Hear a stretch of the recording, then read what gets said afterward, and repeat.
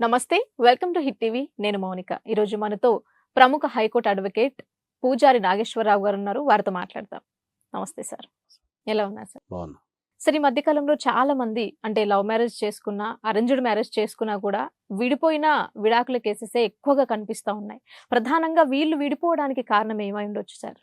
అంటే జనరల్‌గా ఏందంటే మ్యారేజ్ వ్యవస్థలో మనకు డైవోర్స్ విడిపోవడానికి ప్రధాన కారణం ఏందంటే ఇండివిడ్యువాలిటీ అన్నట్టు.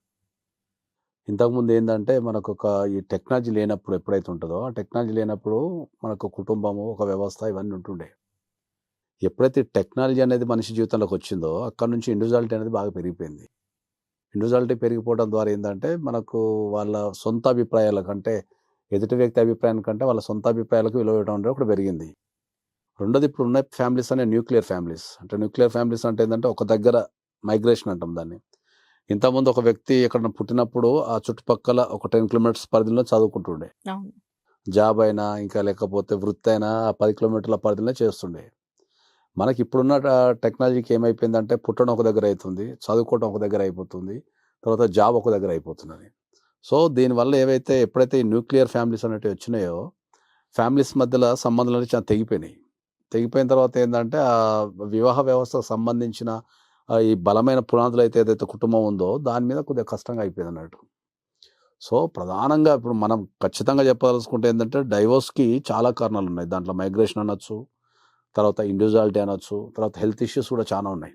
ఇప్పుడు ఓకే. ఎందుకంటే మనకిప్పుడు అరౌండ్ 25 ఇయర్స్ కల్లా చాలా మందికి ఏదో ఒక జనరల్‌గా మగవాళ్ళకైతే బీపీ, షుగర్స్ గానీ, ఆడవాళ్ళకైతే పీసీఓఎస్ రకరకాల సమస్యలు చానా ఉన్నాయి. ఎందుకంటే ఫుడ్ హ్యాబిట్స్ అనేటివి మారిపోయినాయి.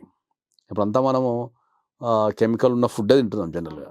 అంటే సార్, ఇప్పుడు ఇంతకు ముందయితేనేమో మనము ఎన్ని వచ్చినా గూడా భార్యాభర్తలు కలిసే ఉండేవాళ్ళు. ఏది మన మన అమ్మ, నాన్న జనరేషన్‌లో అయితే. బట్ ఇప్పుడెందుకు చిన్న చిన్న కారణాలతో చిన్న చిన్న అంటే వాళ్ళకి హెల్త్ ఇష్యూ ఉందనో, లేకుంటే ఏదో ఒక కారణంతో విడిపోయే సందర్భాలు జూస్తా ఉన్నాం. ప్రధానంగా ఓన్లీ హెల్త్ ఇష్యూసే అనుకోవచ్చా? దీనికి ఇంకేమన్నా కారణాలుండొచ్చా? ఇప్పుడు ఇంతకుముందు మా మన అమ్మానాన్నల కాలంలో విడిపోవడానికి ఎందుకు చాలా తక్కువ విడాకులు ఎందుకు ఉంటుండే అంటే, కుటుంబంలో పెద్దరికం ఉంటుండే బాగా. ఉండి వాళ్ళు కౌన్సెలింగ్ బాగా చేస్తుండే. సో, కొద్దిగా ఉమ్మడి కుటుంబ వ్యవస్థ ఉంటుండే. ప్రేమలు, ఆప్యాయతలు, బంధాలు ఇవన్నీ చాలా గట్టిగా ఉంటుండే.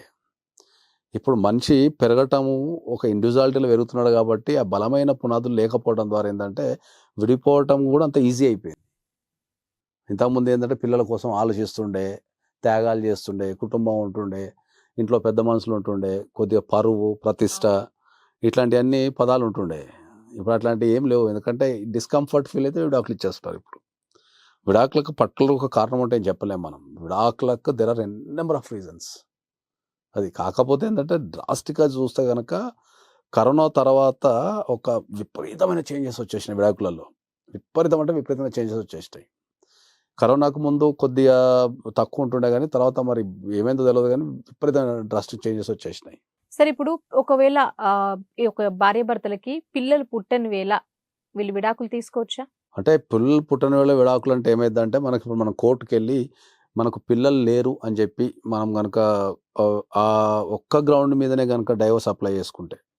ఎందుకంటే డైవోర్స్ ఇవ్వాలి అంటే ఏందంటే, జనరల్‌గా మనం కోర్ట్‌కి ఏదో ఒక కారణం జెప్పాల. మీరు ఏ కారణం వల్ల నేను నివసించలేకపోతున్నా, ఎదుటి వ్యక్తితో అనే కారణం చెప్పాల.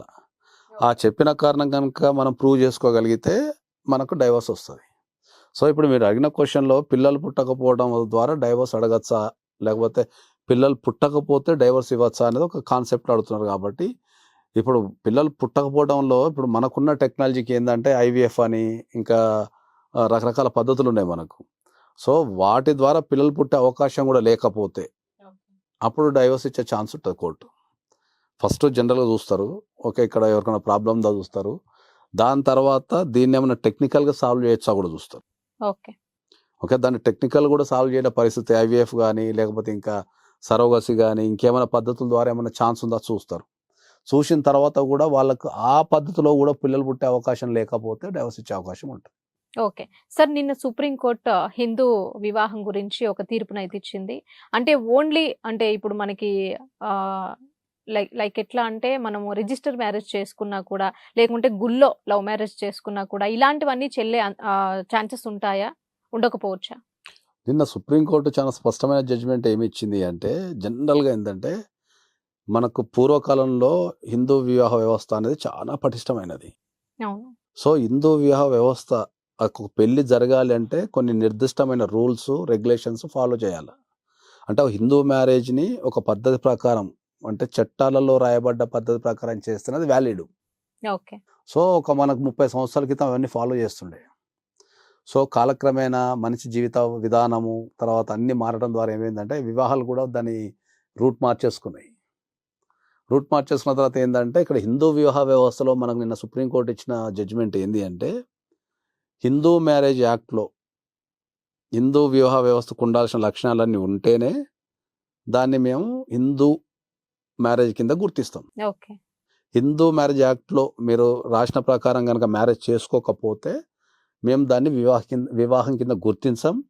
Even though if you have a certificate. Okay. ఇప్పుడు ఇద్దరు వ్యక్తులు పెళ్లి చేసుకొని ఒక హిందూ మ్యారేజ్ కింద సర్టిఫికేట్ తీసుకుంటారు. ఆ సర్టిఫికేట్ ఉన్నా సరే నువ్వు సింపుల్‌గా వెళ్లి కోర్ట్‌లో నాకు హిందూ మ్యారేజ్ ప్రకారం సర్టిఫికేట్ ఇచ్చారు కదా! కాబట్టి నా మ్యారేజ్ వ్యాలిడ్ అని చెప్పనీకి లేదు అంటున్నది. ఓకే. సర్టిఫికేట్ అనేది ఓన్లీ ఒక గవర్నమెంటో, ఒక సమాజమో, లేకపోతే ఒక పని కోసం గుర్తించబడే వ్యవస్థే తప్పితే, హిందూ మ్యారేజ్‌కి కావాల్సిన లక్షణాలన్నీ చేసుకుంటేనే ఆ మ్యారేజ్‌ని మేము వ్యాలిడ్ చేస్తాం అని చెప్పి చాలా స్పష్టంగా క్లియర్‌గా చెప్పడం జరిగింది. ఓకే. సో, హిందూ మ్యారేజ్ వ్యవస్థలో ప్రధానంగా చెప్పేది ఏంది అంటే, ప్రధానంగా మెయిన్ పాయింట్ ఏంది అంటే, హిందూ మ్యారేజ్ వ్యవస్థలో మనం అగ్ని సాక్షిగా తిరుగుతూ 7 అడుగులు వేస్తాం. దాన్ని సప్తపది అంటాం ఆ కార్యక్రమాన్ని. అది కంపల్సరీ ఉండాలి దాంట్లో. అది ఉంటేనే దాన్ని హిందూ మ్యారేజ్ అంటాం మనం. సో, ఇప్పుడు రెగ్యులర్‌గా జరుగుతున్న వ్యవహారాల్లో ఎక్కడ కూడా జనరల్‌గా అంటే ఇప్పుడు మనకు ఫంక్షన్ హాల్‌లో కూడా అంటే చాలా తక్కువ మంది మాత్రమే మనకు అగ్ని పెట్టి దాని చుట్టూ తిరగటం లాంటి వ్యవస్థలు కనిపిస్తున్నాయి కానీ జనరల్‌గా ఎక్కువ కనిపియవు. సో, దాని మీద ఒక స్పష్టత ఇచ్చిందన్నట్టు. హిందూ మ్యారేజ్ వ్యవస్థలో కనుక హిందూ మ్యారేజ్ కనుక వ్యాలిడ్ కావాలి అంటే మీరు కంపల్సరీ ఆ రూల్స్ పాటించాల్సిందే అని చెప్పేసి దాన్ని సుప్రీంకోర్టు చాలా స్పష్టంగా చెప్పడం జరిగింది. సార్ ఇప్పుడు ఒకవేళ ఇక్కడ ఒక అమ్మాయి కానివ్వండి, ఇక్కడ ఒక అబ్బాయి కానివ్వండి, యూఎస్‌లో మ్యారేజ్ గిట్లా చేసుకుంటే, సో ఆ మ్యారేజెస్‌ని హిందూ మ్యారేజ్‌గా ఒప్పుకోవచ్చా? పరిగణించారు. పరిగణించారు. ఒకవేళ ఇప్పుడు ఇక్కడ మీకు అర్థమయ్యే భాషలో చెప్పాలంటే ఏంటంటే లా ఆఫ్ ల్యాండ్ అంట. ఓకే. లా ఆఫ్ ల్యాండ్ అంటే ఏంటంటే నువ్వు ఏ భూభాగం మీద ఉంటావో ఆ చట్టాలనే పాటించాలి. అక్కడున్న చట్టాలే వర్తిస్తాయి. సో, మీరు యూఎస్‌లో వివాహం చేసుకున్నారు అనుకుందాం. చేసుకున్నప్పుడు దాన్ని రిజిస్టర్ చేస్తే మీకు అక్కడ యూఎస్ సర్టిఫికేటే ఇస్తారు మీకు. మన Hindu marriage certificate US government ఇవ్వదు. సో, మీ marriage valid in the USA according to the US government.